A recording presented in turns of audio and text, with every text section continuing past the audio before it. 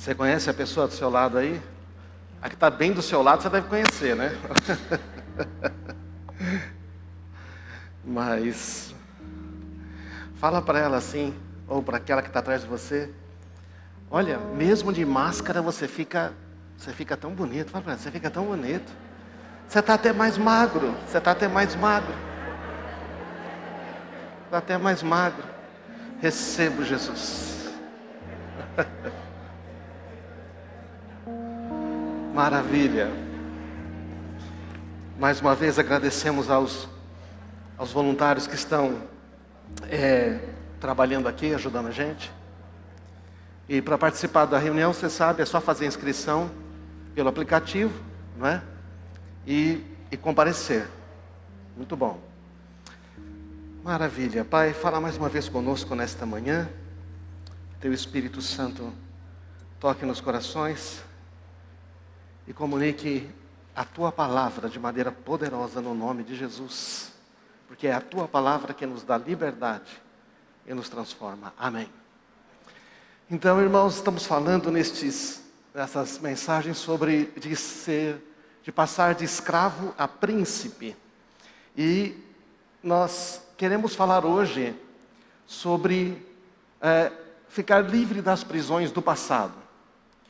Embora seja esse um assunto que muitas vezes a gente fale, eu quero falar com você hoje sobre especificamente ficar livre da prisão do passado no que diz respeito à nossa identidade, aquilo que nós somos. E a identidade é algo muito importante, porque toda vez que você está diante de uma crise, é a sua identidade que vai dar a resposta primeiro. Ela vai dizer, primeiramente, como você deve reagir. E é natural.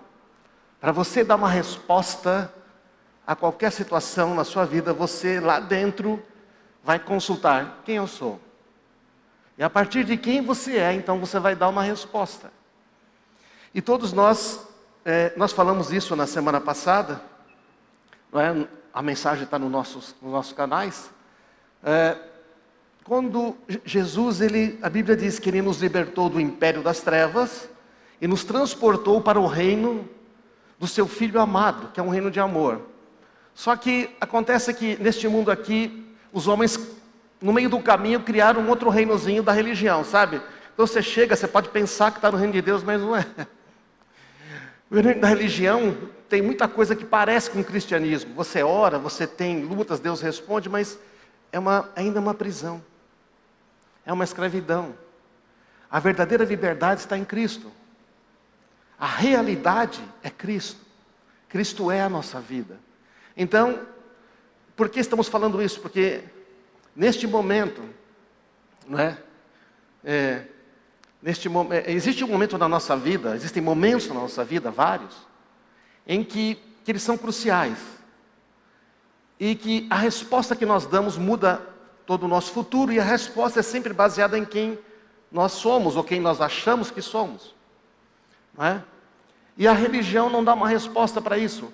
As pessoas que vivem na religião estão procurando uma identidade. Mas aquelas que estão em Cristo já têm convicção da sua identidade. É muito diferente. Por isso, existe uma mentalidade de escravo. As pessoas conhecem a Jesus, mas ainda mantêm uma mentalidade de escravo, porque, não é? Lembra do povo de Israel? Você que já leu o Antigo Testamento, você lembra que o povo de Israel sai do Egito, mas quando tem uma pressão, quando parece que está ficando difícil, parece que vai faltar água, o que eles falam? Ai, nós queremos voltar para o Egito. Mas aí não falta água, né? E aí parece que vai faltar comida, eles falam o quê? Ai, aquelas cebolas e os churrascos do Egito. Porque a mentalidade é de escravo. E o Deus Todo-Poderoso, o provedor, está ali cuidando deles. Então, por exemplo, nesse momento de crise, de pandemia, que muda tudo tão rápido, de repente a gente é pressionado e aí nós começamos a descobrir se realmente temos a mentalidade de filho herdeiro, o príncipe, se nós temos uma mentalidade de escravos. Na verdade, eu acabei descobrindo, por experiência própria, que mesmo depois de muitos anos, você como cristão, tem umas tranqueiras lá dentro, sabe? Não é? Eu descobri umas tranqueiras na minha mente na pandemia. Quem descobriu também? Descobriu? Só eu? Você também descobriu, Karina? Graças a Deus. Mas assim, como é que a gente se livra disto? Não é? Ou do mesmo jeito de sempre. Palavra de Deus, comunhão com pessoas, comunhão com o Espírito Santo. Então, o que eu vou falar hoje, eu vou pedir para você um pequeno exercício, né? É um exercício muito simples. Eu quero que você não pense no elefante amarelo. Não pense no elefante amarelo. Não pensou nele, não? Não pensa no elefante amarelo. Certo?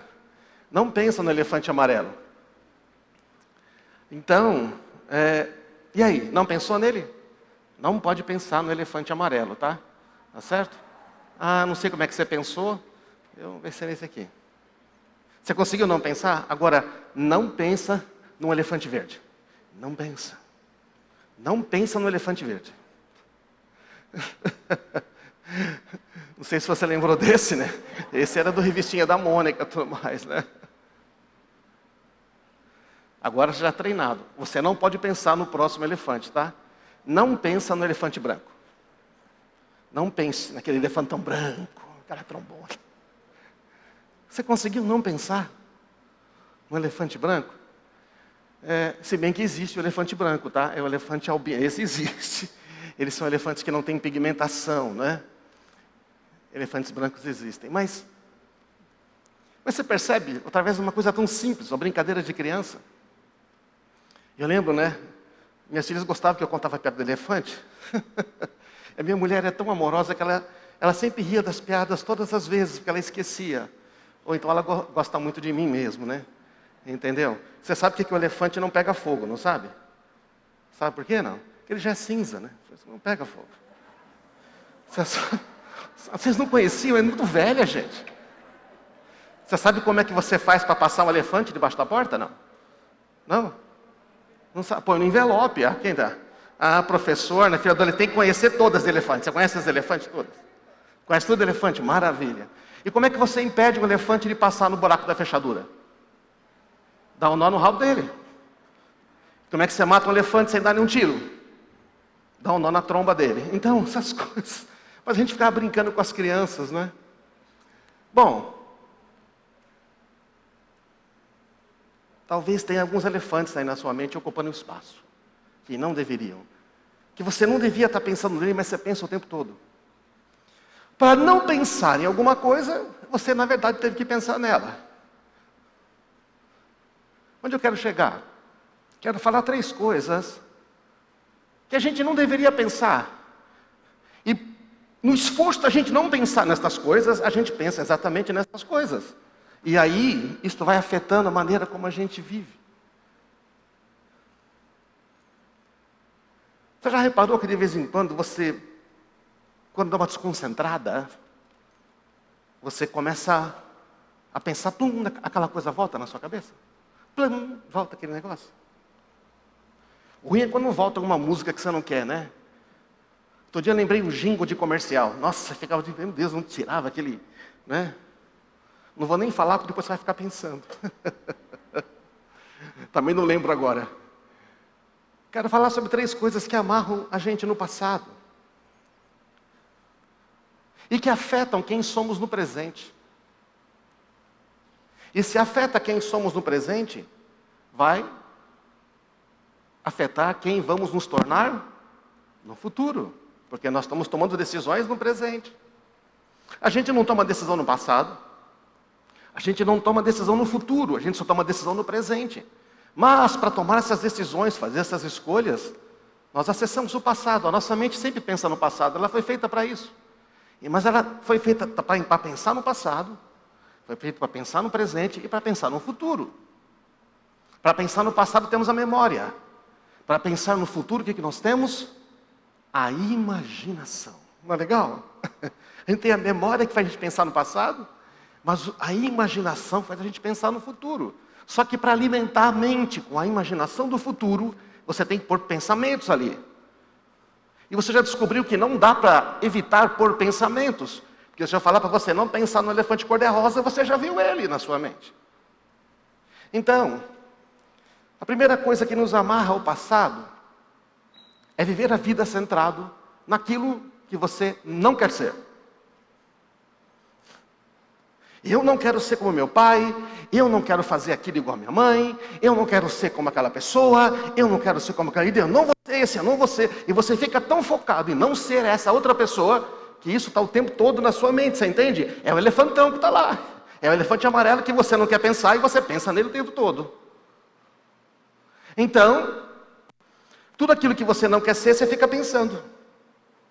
Muitas pessoas, diz o Chris Vallotton, no livro dele, Os Caminhos da Realeza, muito bom, recomendo. Diz que muitas pessoas passam a vida reagindo ao que não querem ser, ao invés de responder ao chamado de Deus para as suas vidas. É muito comum você ver o abusado se tornar um abusador. Aquele que sofreu com alcoolismo se tornar alcoólatra. Aquele que sofreu com divórcio e falou, nunca vou construir uma família certa, ele daqui a pouco está se divorciando. Não é verdade, não? Sem a graça de Deus, essas coisas vão se perpetuando. Mas com a graça de Deus, isso pode parar. Então é muito comum isso acontecer, você tem fatos sobre isso, não é? Aquele que você às vezes sofre debaixo da mão de um líder, talvez na igreja, ou talvez de um líder no seu trabalho. E você fica tão focado em não ser como ele, que de repente você está sendo como ele.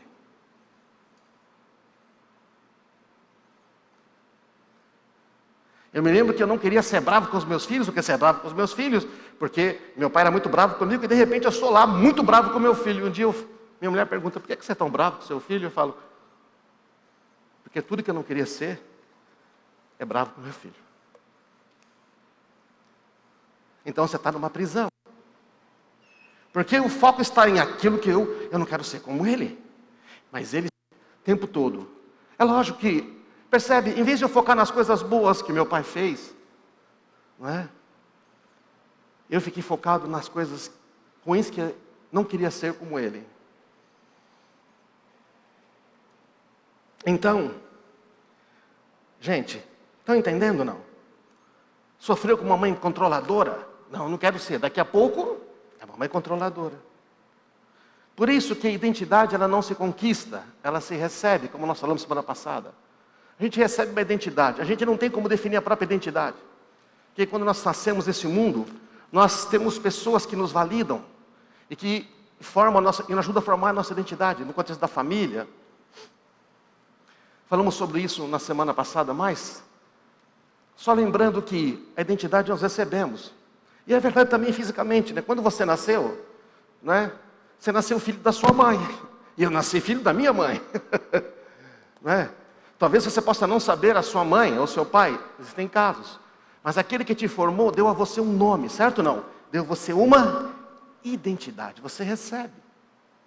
E como filhos de Deus, nós recebemos uma identidade. Ao crer em Jesus na cruz, recebemos uma identidade. Agora, além de você ser, não é, o César Rosanelli, filho da dona Irene, e o seu Ubelino Rosanelli, que já está com Jesus, você também agora tem mais um nome acrescentado. Filho amado de Deus. Amém? Você também. Por isso que nós pertencemos à mesma família de Deus. Porém, às vezes a gente esquece, né? A gente esquece. A gente fica vivendo como se fosse diferente. A nossa identidade é formada através de relacionamentos, não de realizações. Você percebe isso? As pessoas querem conquistar uma identidade. Se eu conseguir isso, então eu vou ser. Se eu conseguir ter isso, então eu vou ser. Se eu conseguir chegar lá, então as pessoas vivem buscando uma coisa, mas a identidade é o que você já devia ter. Se você não tem, como é que você vai buscar? Estão entendendo, irmãos? Está claro isso? Às vezes é um assunto que incomoda. Algumas pessoas falam, não quero ver esse negócio. Deixa eu dizer uma coisa. Todos nós nesse mundo nascemos com problemas de identidade, sabia? Porque esse é um mundo de órfãos. É um mundo que jaz no maligno. Por isso que Deus nos adotou como filhos. Então todos nós temos que lidar com isso. Meus filhos que nasceram da minha casa, eu e a Marisa éramos cristãos, tiveram que lidar com isso, têm que lidar com isso. Ah, mas vocês não foram bons pais? Bom, a gente fez o melhor que pôde. Aliás, o melhor que você faz para Deus é o suficiente. Mas aquilo que você não consegue fazer, Deus faz. Na verdade, Ele faz tudo através de você também. Não é porque você fez que fez você. É a graça de Deus em você que fez. Então, nossa identidade é formada por relacionamentos, não realizações. Você é meu filho amado, que me dá grande alegria. E Jesus não tinha feito nada. Deus está dizendo, mas não importa se você fez ou não alguma coisa. É que você é meu filho. Você é amado porque você é meu filho. Não é bom você saber que você é amada? Que você é amado porque você é filho? E não porque você faz ou não faz alguma coisa? 2 concordaram. Sabe por quê? Porque a maioria das vezes, a gente só chega com Deus com confiança quando fala, bom, eu fiz tudo certinho, né? Eu fiz tudo direitinho, então agora eu vou orar, Deus tem que me ouvir. Não. Deus só não consegue nos ouvir se a gente não se arrepende de pecados que, não é, que sabemos que temos que arrepender. Mas não é pelo nosso desempenho. O reino de Deus não é baseado em desempenho. O reino de Deus é baseado na graça, no amor, no perdão. Você não está no reino de Deus porque você é bom. Você está no reino de Deus porque Deus te ama. Amém, irmãos? Ele te ama. Então, não é? Aí, nessa questão da identidade, temos o passado. E o passado é bom ou ruim? Quantos têm lembranças ruins do passado? Graças a Deus. É para você não dormir que eu peço para você levantar a mão, tá? Passou o desodorante. Quantos têm lembranças boas do passado? Você tem? O problema aqui é que ocupa a nossa mente. O que é que ocupa a sua mente o tempo todo? As lembranças boas ou as ruins? Bom, vivemos num mundo maligno em que ele capeta vem ali com uma VHS, com uma câmera velha de VHS, aquele filme ruim, e fica dando play para você toda hora. Olha o que você fez, né?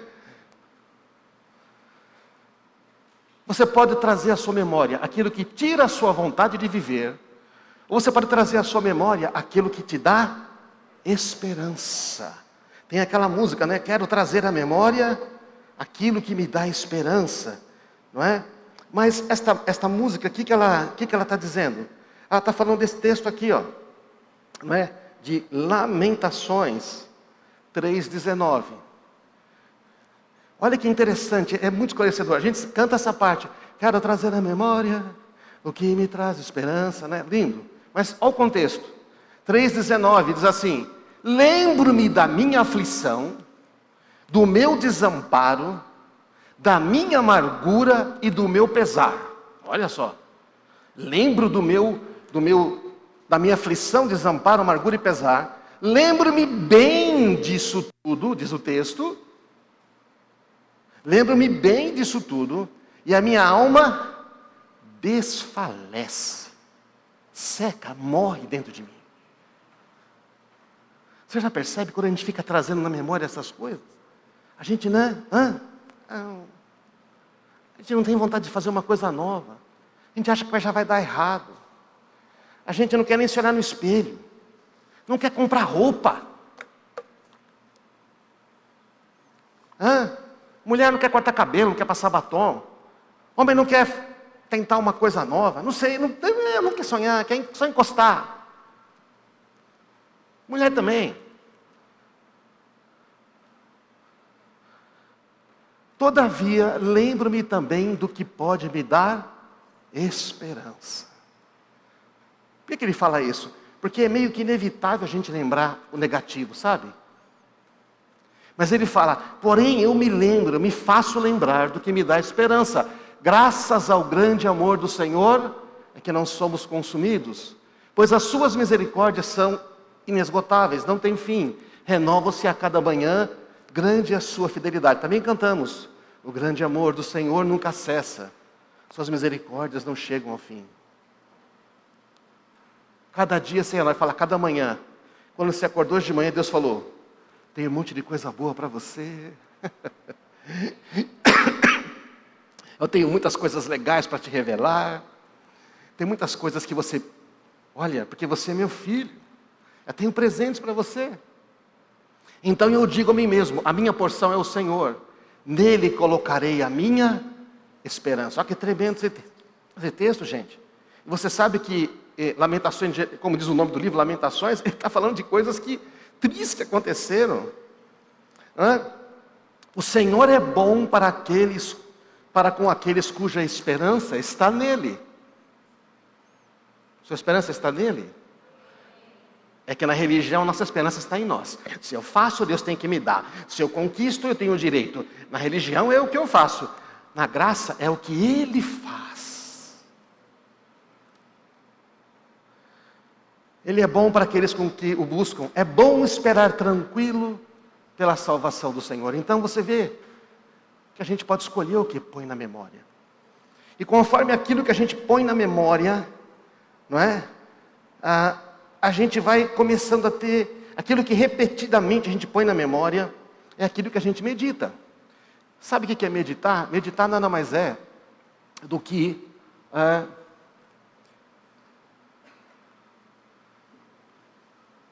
pensar em alguma coisa de maneira profunda.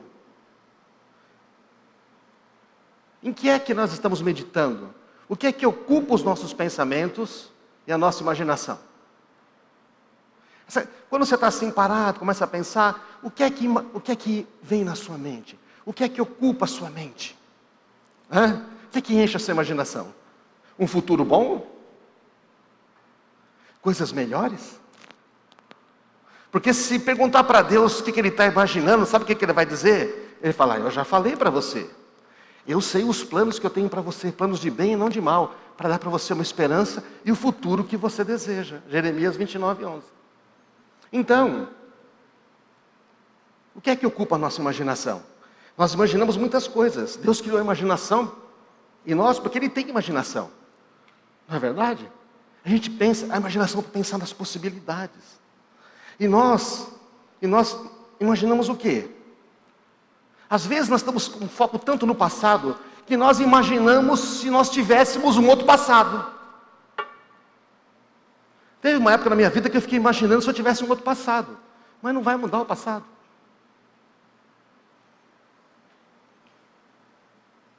Já tentou mudar o passado? Quando você começa a imaginar que tem outro passado, você está começando a entrar numa fase de loucura, né? Uma fase de esquizofrenia, um negócio complicado. Se você alimenta a sua imaginação só com coisas negativas, só com dor, só com pranto, só com essas coisas, o que vai acontecer? Você vai pensar, vai repetir o passado. Coisas ruins vão acontecer de novo. O futuro é muito pior do que eu posso imaginar. E isso não traz esperança. Agora, para corrigir isso, temos que ter a convicção de quem nós somos. A identidade. O que é que tem dominado a sua imaginação? O que é que tem ocupado os seus pensamentos? Tudo aquilo que eu não quero ser, todos os erros que eu não quero repetir, tudo aquilo que eu não quero ter, que eu não quero fazer. Eu vivi uma parte na minha vida pensando muito nisso. Eu não quero ser, eu não quero fazer, eu não... Só que aí você fica numa prisão. Estão acompanhando aí, irmãos? Aí o que acontece? É como dirigir uma estrada onde as placas sinalizam para onde ela não vai. E diz para você onde você não vai chegar. Imagina você está dirigindo aqui e diz, você não vai chegar em Araraquara. Essa estrada não vai para Jundiaí. Essa estrada não vai para Minas. Para Belo Horizonte é outra estrada. Já imaginou você numa estrada assim, não? É como nós, muitas vezes, estamos vivendo a nossa vida. Dirigindo ela como se fosse dirigindo uma estrada cheia de placas, dizendo para onde não deve se ir, ou para onde não vai. Se ficar aqui, você não vai chegar em tal lugar. É assim que a gente experimenta a vida, quando o foco está em a gente não querer repetir, não querer ser, e fica se comparando negativamente. O que ocupa a nossa mente, o que ocupa a sua mente, a sua imaginação, é o que está dirigindo a sua vida. Você pode achar que não é, mas é. Aí está repetindo tudo tranquilo, de repente você fica nervoso, dá uma patada. Aí a pessoa fala, por quê? Porque está o tempo todo na sua mente uma fricção. Eu sei por experiência própria, pergunto para minha mulher. E eu estava ali. Eu achava que estava resolvido. Ela me faz uma pergunta e eu vomito, um treco atravessado lá e falo, o que tem no seu coração? Não tem nada no meu coração. está o tempo todo lá, certo ou não? Porque eu não quero pensar no elefante amarelo, eu não quero pensar no elefante amarelo, o elefante amarelo está lá, toma na minha mente. Quais elefantes estão incomodando você o tempo todo? Tem aquela musiquinha, um elefante incomoda muita gente. Os elefantes incomodam muito mais. Já cantou ela? Cantar é legal, quem está ouvindo não suporta. É isso aí. Então assim, você está ali, quem está perto de você não suporta. Pô, tem uma coisa errada com você. Não, está tudo bem comigo.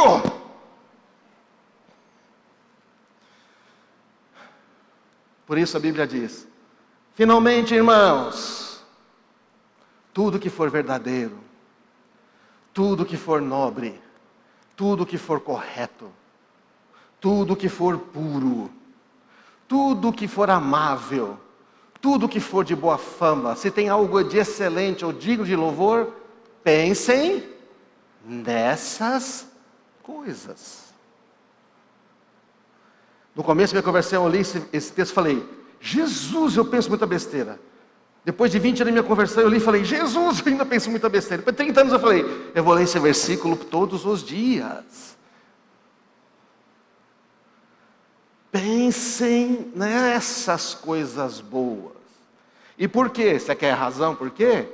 Uma vez, Colossenses 3, 1-3, uma vez que vocês ressuscitaram para uma nova vida com Cristo.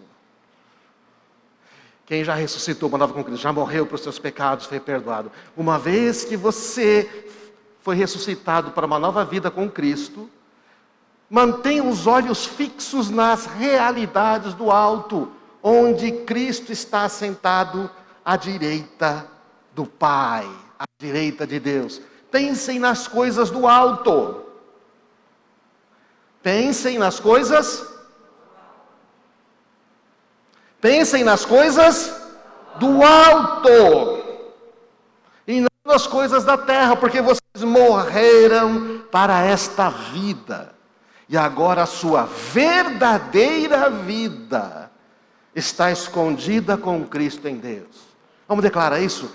Minha verdadeira vida está escondida com Cristo em Deus. O que quer dizer que está escondido? Não é que Deus está escondendo de nós. É que Deus está escondendo para nós. Você sabe quando a gente esconde das coisas das crianças? Eu faço muito com meu neto, né? Fazia com meus filhos. Escondia, botava a pista. Mas eu escondia com que propósito? Deles encontrarem. Por isso que eu nunca enterrei no quintal debaixo do cimento. Porque eu quero que eles encontrem. Deus esconde as coisas para nós. Para que encontrem. Mas para os meus netos, meus filhos encontrar as coisas, eles tinham que vir falar comigo. Certo ou não? Eles tinham que vir falar comigo. Que eu queria falar com eles, eu queria abraçar eles, eu queria dar pista para eles. Porque Deus quer relacionamento, amém? Ele quer intimidade. Ele quer revelar as coisas, Ele quer dar a pista para você. Ó, está lá. E está fácil. Eu escondi para você encontrar. Jeremias 33:3, pergunte-me, eu vou te contar coisas maravilhosas. Segredos que você não sabe a respeito do que está por vir. Já pensou que coisa tremenda? Deus quer contar segredos que estão por vir. Não é? Então, gente, Deus não faz rascunhos. Deus, você sabe que Ele é um mestre criativo, certo ou não? Deus não faz rascunhos. Não critique a obra-prima do autor da vida. Quem é a obra-prima do autor da vida? Olha ao seu lado. Tem uma aí, ó, tá vendo? Uma obra-prima do autor da vida. E aí você fica se criticando, você fica se rebaixando, você está criticando Deus. E eu estou escrevendo essa mensagem e recebo uma outra mensagem do Gessé. Ele falou assim, olha, Deus está me falando que tem pessoas que estão travando guerras internas com a sua aparência. Não se aceitam pela sua aparência. E elas não se aceitam. E o Senhor estava me lembrando que Ele é o único artista que não precisa de rascunho. Tudo que Ele cria é uma obra-prima. Eu tinha escrito na obra-prima, eu falei, vou colocar o do rascunho. É verdade. Ei, Deus está dizendo para você, ei, por que você olha para você e se critica tanto? Você está dizendo que eu não sei fazer? Eu fiz você. Apesar de toda a beleza que Deus criou, lembra? Deus criou os animais, toda a imaginação. Vários tipos de elefantes, na verdade não. E é de animais, é de plantas e tudo. E Ele achou que era bom. Mas quando Ele cria o homem à sua imagem e semelhança, Ele diz, é muito bom. Ele cria o homem por último, por quê? Para ele governar e desfrutar de tudo aquilo que Ele havia criado. Então, gente, nós somos feitos à imagem e semelhança de Deus, com particularidades. E se a gente começasse a olhar a nós mesmos com a ótica, a perspectiva de Deus, Ele fez uma obra-prima. Em vez de a gente se comparar o tempo todo com os padrões de beleza, sucesso deste mundo, que não entende nada, nem do que é belo, nem do que é sucesso. É verdade? Não entende.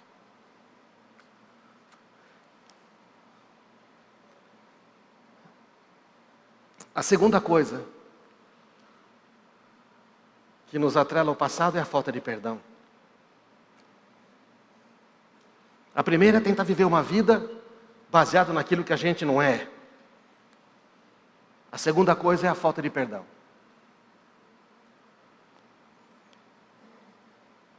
A falta de perdão nos faz desperdiçar a vida tentando obter justiça ao invés de cumprir o chamado.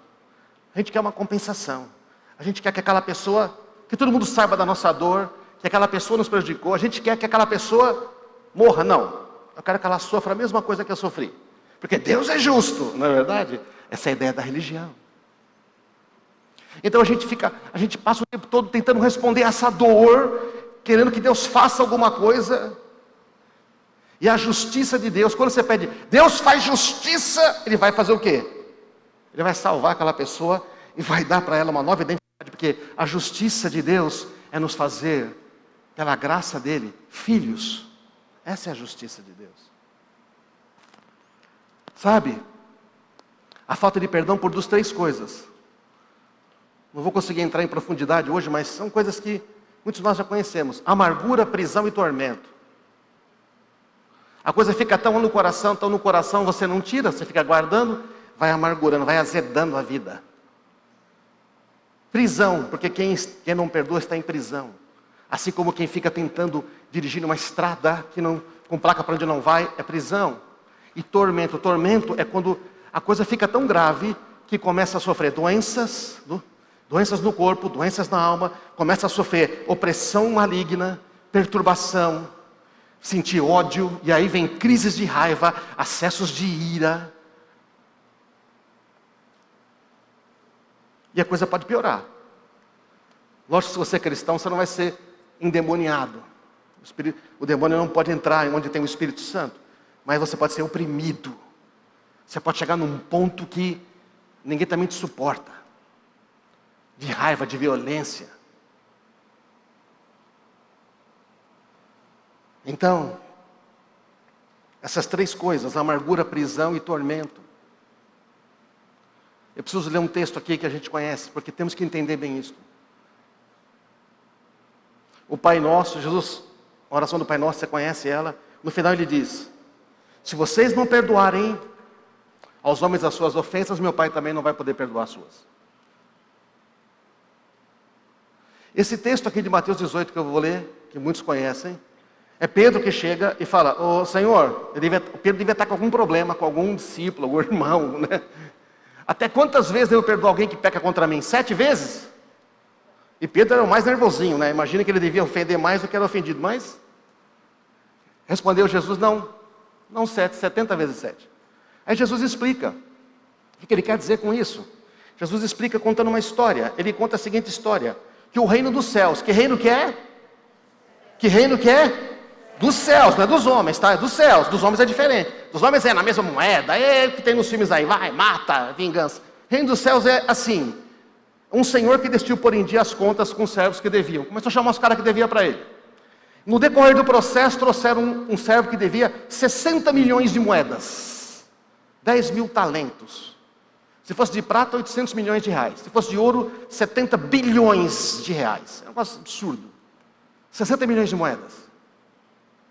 E uma vez, como ele não tinha como pagar, o Senhor ordenou que ele, a sua esposa e os filhos, e os bens fossem vendidos para quitar a dívida. Ele não ia dar.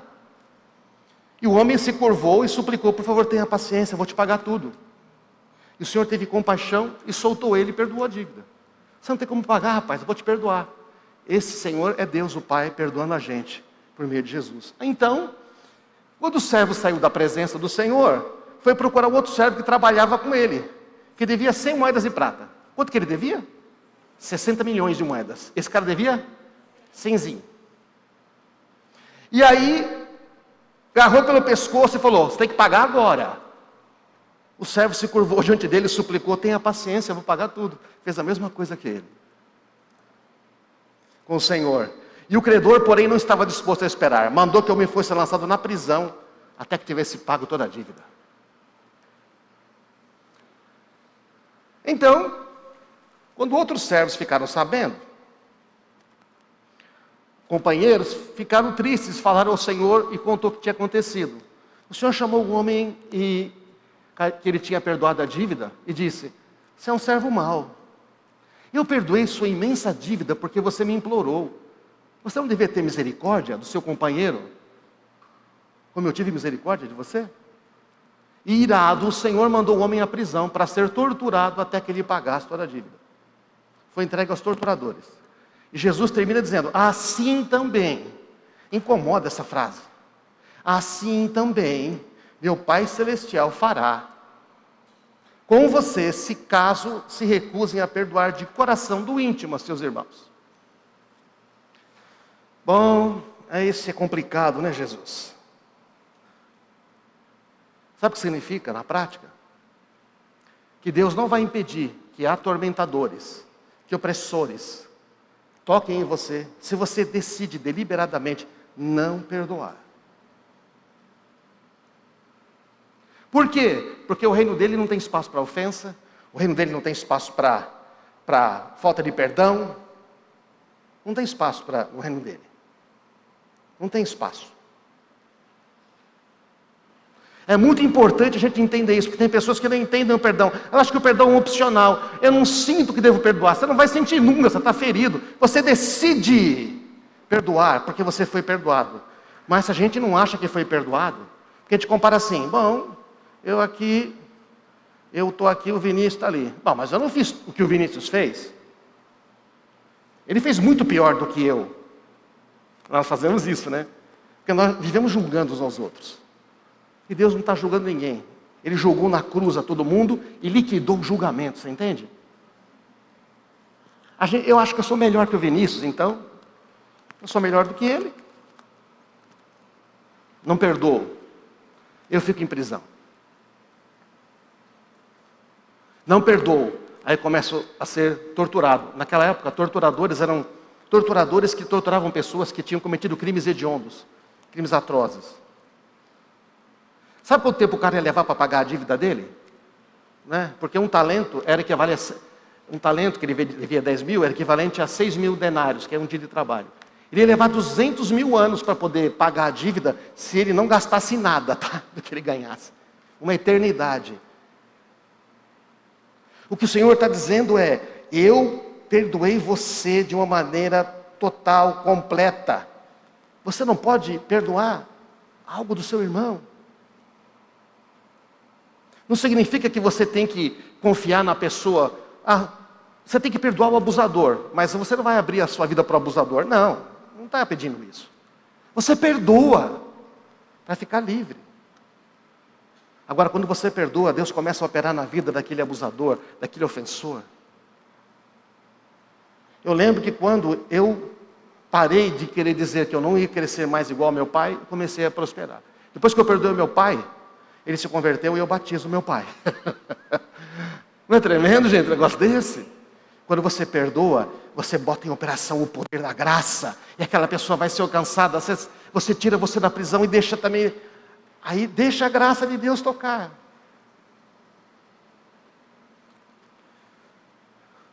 O preço do meu perdão foi muito alto. Você tem consciência disso? Você tem consciência que o preço do seu perdão foi muito alto?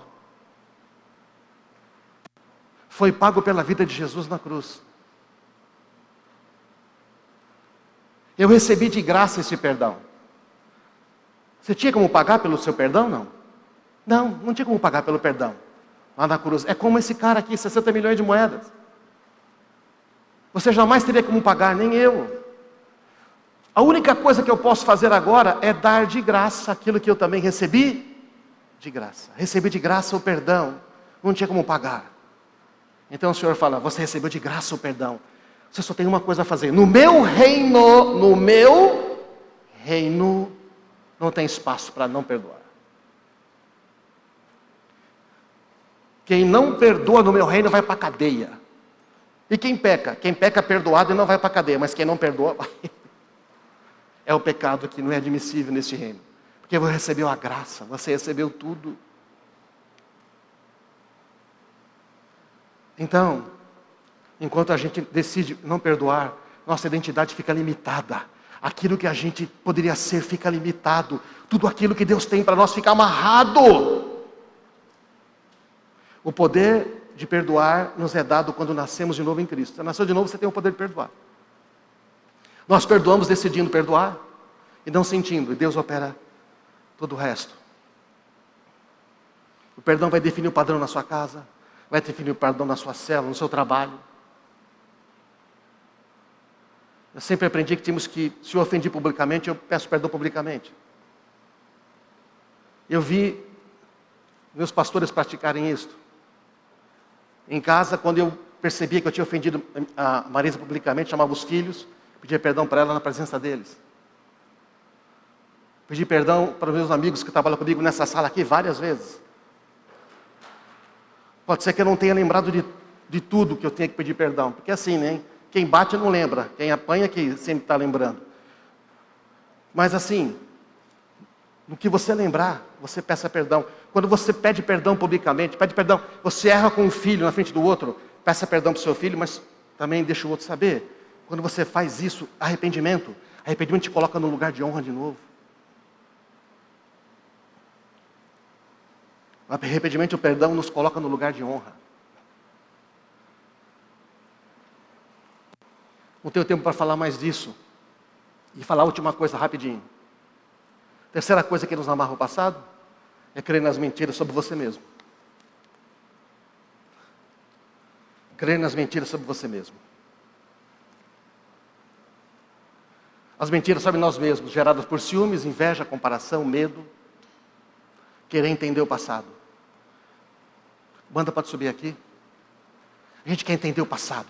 A gente começa.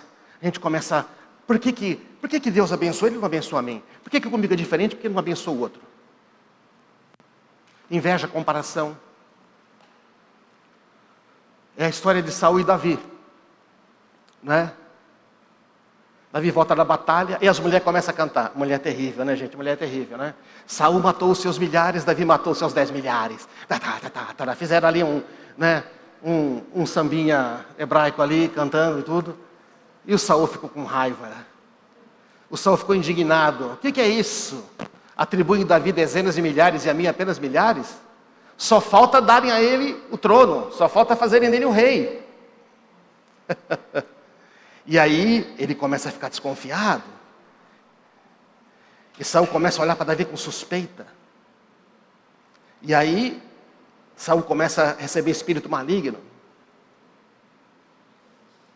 Gente, a maior recompensa de um líder é ver os seus liderados se tornarem melhor do que ele. Ah, mas se esse líder acha que o outro é melhor que ele e que a liderança dele é do desempenho, ele vai sabotar o outro. A melhor recompensa dos pais é ver os filhos se tornarem melhores pais, não é verdade? Se baseamos quem somos em nossa capacidade, vamos inconscientemente sabotar o avanço das pessoas que nós lideramos. Eu já vi marido sabotando mulher, mulher sabotando marido, pai sabotando filho, líder sabotando liderado, botando o cara para baixo, que ia ser maior que ele. E tudo que a gente quer no reino de Deus é que o outro seja melhor do que nós. Quem está seguro da sua identidade não tem medo. Medo de perder liderança? Eu não lidero por capacidade. Eu lidero porque Deus me escolheu. O reino de Deus não é baseado em desempenho, é graça. No reino de Deus, nós não lideramos porque somos necessariamente qualificados, mas porque somos chamados pelo Senhor. Eu sempre ensinei tudo que eu aprendi para o pessoal onde eu aprendi no trabalho. Outro dia um cara perguntou para mim: você não tem medo de ficar ensinando os outros? Tinha um engenheiro onde eu trabalhava, o cara não queria ensinar. O cara sabia muito bom, ele era do ITA. E eu fazia pergunta. Eu sempre fiz muita pergunta. Minhas professoras achavam muito ruim, porque eu não parava de fazer pergunta. Depois que uma delas foi com meu pai, eu parei de fazer pergunta. Afetou minha identidade. Depois de um certo tempo eu falei: quer saber de uma coisa? Vou voltar a fazer pergunta. Ele tinha medo de perder a posição dele. Eu falei: eu não, se eu ensinar o que eu sei, provavelmente eu vou me tornar chefe deles, eles vão me ajudar, né? Porque o reino de Deus é assim, irmãos. O reino de Deus, quando você trabalha para o outro ser melhor que você, Deus está cuidando de você, amém? Você quer prosperar? Ensine o que você sabe. É um risco. Confia na graça de Deus. Nós queremos entender o passado, os sentimentos, o porquê disso, o porquê daquilo. Quanto mais você ficar pensando em entender o passado, já vai te enganar, vai ficar te condenando, vai ficar te punindo, dizendo que Deus não tem importa, que você não tem valor. Você sabe, né? Já anda de redor, procurando quem possa tragar. Temos autoridade para o inimigo para determinar o que temos que pensar. Deixa pensando uma coisa dessa. A gente deu autoridade para o inimigo meter pensamento aqui dentro, determinar a nossa imaginação e formar o nosso futuro. Mas quando nós conhecemos a verdade, nós somos libertados pela palavra de Deus e pelo poder da vida de Cristo que está em nós.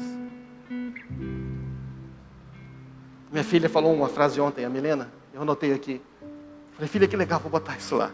É isso mesmo. Deus não quer que você viva pensando em quem você foi, ou em quem você deveria ser. Ele quer que você viva pensando em quem você é. Ouvindo dele, né? Não do capeta. Você ficar pensando em quem você foi, Deus está te fazendo melhor a cada dia. Aquele que começou em você a boa obra, vai aperfeiçoar. Então você é melhor hoje do que ontem. O que você deveria ser? Você não é o outro. Você é uma obra-prima exclusiva de Deus. Deus não faz cópias. Ele não faz várias cópias do mesmo quadro. Ele faz um quadro diferente do outro. É momento de deixar a prisão e entrar no palácio. Amém, irmãos? Vamos ficar de pé. Vamos orar.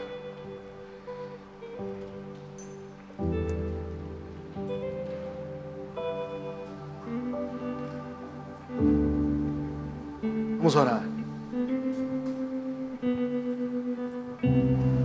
Para ficar livre de uma identidade presa ao passado, são essas três coisas básicas. Pensar em quem você é, não quem deveria ter sido. Não ficar pensando que você não quer ser igual, esquece. Começa a pensar em Deus. Trazer a memória que te dá esperança e pensar nas coisas do alto. Não fica pensando que você não tem que pensar no elefante amarelo, senão não vai. Pensa nas coisas do alto. Perdoar do íntimo. Se fica voltando, tem que perdoar do íntimo. Decide perdoar. E Deus vai fazer o resto, amém? Deixa ele acreditar em mentiras sobre você mesmo. Vamos adorar a Deus.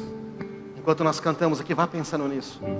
Se você tem que se arrepender de que alguma coisa sobre isso, fala: Senhor, eu não quero mais viver pensando em quem não sou, eu não quero ser igual a esse, eu não quero ficar viver pensando que eu tenho que ser igual a alguém, eu quero conquistar alguma coisa, eu quero ser quem eu sou. Senhor, eu quero perdoar pessoas, essas que me ofenderam, que eu vivo pensando em uma compensação, eu vivo querendo que não quero mais. Beijo apaixonado, meu coração dispara e meu peito acelerado. Não tenho tempo pra perder com ressentimentos quando penso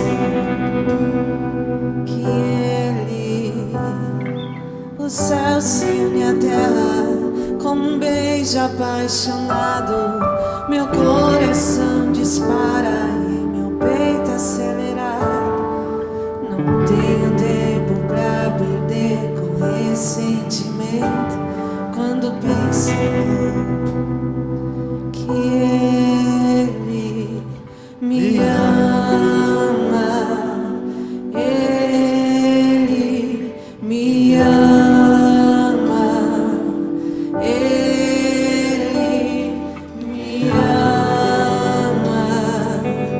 Ele me ama.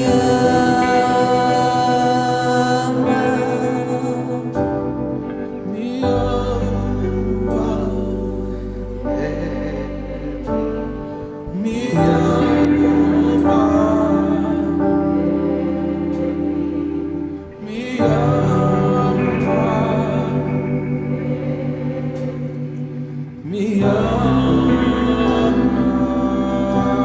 Você tem consciência do quanto Ele te ama? Peça para Deus mostrar agora. Pai, mostra o quanto Tu me amas. Eu não quero mais ter pensamentos.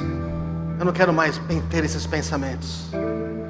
Eu quero orar por você. Você que está em casa ouvindo, você que está aqui, mesmo no seu lugar, coloca a mão no seu coração. Se você se identificou com alguma dessas três coisas, fala: Senhor, eu preciso de cura nessa área da minha vida. Você vai receber cura agora, porque quando você pede, Ele sempre opera. Senhor, eu oro agora pelos meus irmãos que estavam como eu, Senhor, talvez tentando não ser, focando sempre no negativo, em quem não poderia ser, quando não poderia chegar. Isso está consumindo a vida deles, Senhor. Está tirando eles, Senhor, do chamado que o Senhor, das bênçãos que o Senhor tem para cada um deles, de uma vida livre. Agora, a partir de agora eu peço, inunda os pensamentos deles, Senhor, com a Tua graça. E você que está recebendo essa oração, diga: Senhor, me arrependo de ficar pensando dessa maneira tão negativa. Quero seguir os Teus caminhos. E agora perdoe as pessoas que estavam te prendendo. Fala: Senhor, hoje eu decido perdoar do íntimo. Eu não quero mais compensação, eu não quero mais justiça. Eu não vou passar minha vida inteira caçando uma justiça que é quase uma vingança, quando já não é uma vingança. Eu abro mão de todo o direito, entrego nas Tuas mãos. Eu sou livre agora.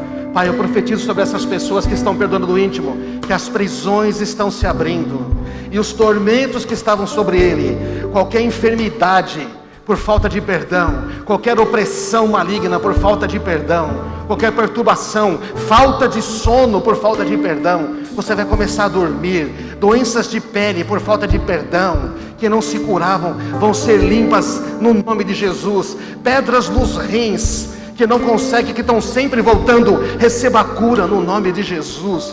Problemas pulmonares, de tosses que não se acha a causa, o Senhor está te livrando e curando você no nome de Jesus.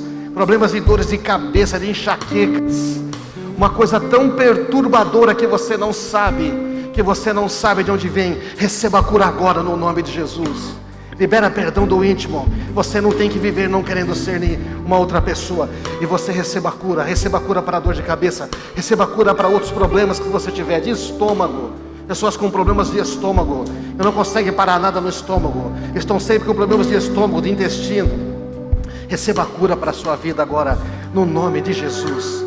No nome de Jesus. E as mentiras que falaram sobre você, que você não merecia, que você não era, que você não conseguiria, mentiras que você acreditou, coisas que pareciam a verdade, que você ficou preso, invejas, comparações, você tentando buscar fazer alguma coisa para ser reconhecido. O Pai já reconhece você, o seu nome está gravado na palma das mãos dele, não tem como ele se esquecer de você. Ele falou que se uma mãe esquecesse de um bebê que estivesse mamando nela, mesmo se ela esquecesse, o que é impossível, Deus não se esqueceria de você. Mas Ele gravou o seu nome nas palmas da mão dele, porque você é filho, filha amada. Por isso agora comece a pensar sobre quem você é, filha amada, que tem herança, que tem tudo à disposição, que é abençoada, que é abençoado, que tem planos, que tem caminhos para você. Não cria mais nas mentiras. Diga: a partir de hoje não crie mais em mentiras. Começa a ler a palavra e o que ela fala sobre você, porque você é aquilo que Deus diz que você é, porque você é filho amado. Receba a cura sobre a sua identidade. Agora eu declaro sobre a sua vida que a sua identidade não está mais presa a passado, a sua identidade não está mais presa a pessoas que te ofenderam, e você vai prosperar poderosamente, você vai voar, você vai ser aquilo que Deus chamou você para ser. Você não vai ficar mais preso nessas situações mesquinhas, nessas situações que te prenderam, que você que achou que era tão grande, mas não era. Eram mentiras, eram sofismas, eram raciocínios falsos, eram fraudes, eram coisas que não valem a pena. E a sua mente agora recebe graça, recebe capacidade, já está em você de pensar nas coisas do alto, pensar nas coisas que são boas, agradáveis, de boa fama. E você vai pensar no futuro bom que Deus vai revelar a você a cada dia. Você que diga: eu creio em nome de Jesus. Oh, nós acreditamos na Tua palavra, Senhor. Nós cremos que Tu nos amas, Senhor. Oh, nós cremos que nós somos amados. Vamos cantar isto. Oh, Tu és o Deus de amor, Tu és aquele que sempre está cuidando de nós. Me ama, Tu me amas, Senhor.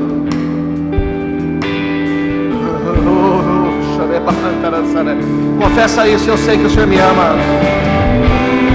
Confessa com as suas palavras, não só cante, confesse.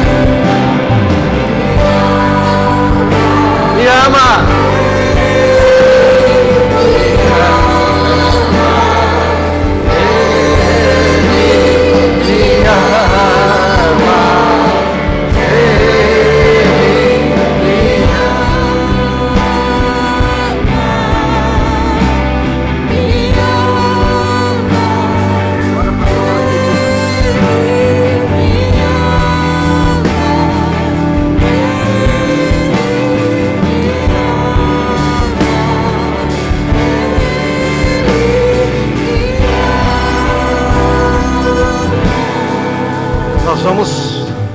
Nós vamos terminar orando por alguns pedidos.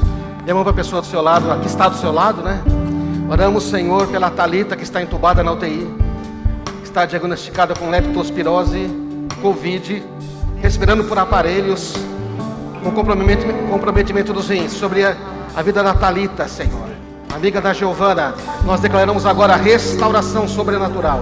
Rins voltem a funcionar, espírito de morte fora em nome de Jesus.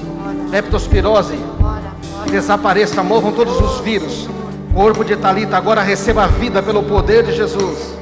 Nós como igreja clamamos, Senhor, traz vida a Thalita agora lá onde não há esperança, que comece a haver esperança. Levanta ela, Senhor, levanta ela agora, e que ela, pela surpresa de todos, saia de lá restaurada em nome de Jesus. Oramos pela Yasmin, de 13 anos, que está com Covid e os pulmões comprometidos. Sobre a sua vida, Yasmin, nós profetizamos cura. Os pulmões vão que como uma nuvem de fumaça que é expelido por um vento muito forte, seja curada em nome de Jesus.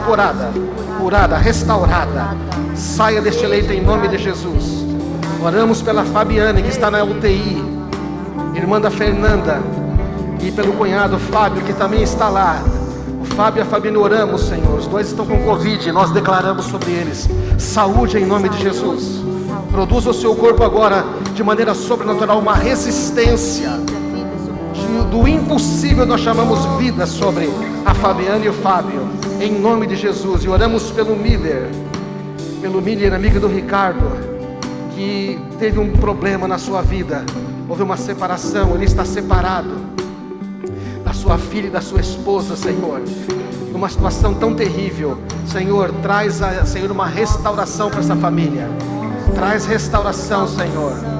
Transformação na vida do Miller, transformação na esposa. E que haja reconciliação, perdão, restauração nessa família em nome de Jesus. Em nome de Jesus. E nós abençoamos todas as famílias da comunidade. Nós abençoamos a cada um que está aqui. Abençoamos os que estão assistindo, os que estão em casa. Nós abençoamos aqueles, Senhor, que estão precisando de uma operação de cura sobrenatural. Abençoamos crianças que estão internadas. Abençoamos aqueles, Senhor, casais que estão pensando em separação. Que venha restauração, Senhor. Que não aumente mais um divórcio nessas famílias, mas que haja restauração sobre o seu casamento. Pessoas que estão nos ouvindo, que estão pensando em separação, Deus tem para você vida, Deus tem para você uma vida melhor. Largue essa ideia de separação e volte para Deus. Espíritos de morte, jovens pensando em suicidar-se, tirar a própria vida. Deus tem uma vida abundante para você. Essa vida que você tem vivido não é a sua, porque Deus tem algo melhor. Nós abençoamos a sua identidade, a sua vida, em nome de Jesus.